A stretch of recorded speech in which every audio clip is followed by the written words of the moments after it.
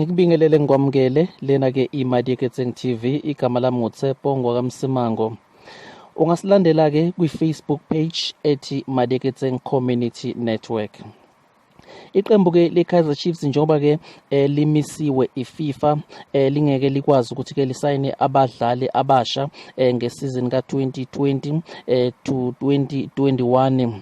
iKaizer Chiefs ke inenhlelo zokuthi ke ipromote abafana abancane abadlala kwi-multi choice disc challenge nalaba ke abadlala kuyona ke iGlad Africa Championship. Abadlali ongabalindela ke eqenjini leKaizer Chiefs abadlali abafana njengobo Njabulo Blom, Nkosi Ngiphile Ngcobo, oHappy Mashiyane, kanti ke kunomdlali futhi uBunhle Molife, kanye ke nabadlali abadlala kuyona ke i-multi choice disc challenge uLebhang Lesako, kanye ke nomfana oyi-leading goal scorer yona ke i-multi disc challenge uSibusiso Milazi.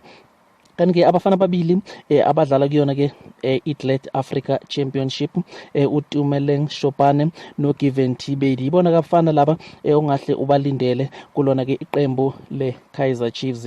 Wena ngongena ke comment section ubeke ke umbono wakho, usho ukuthi ke mangabe ke mhlambe uyabazi labafana indlela abadlala ngayo, ungaphawula ke ngabo ku-comment section yethu. Ungakhohlwa ke nokuthi ke usubscribe kuyona ke iMadiketseng TV. Igama lami nguTshepo ngwakamsimango, siphinda futhi sidibane noma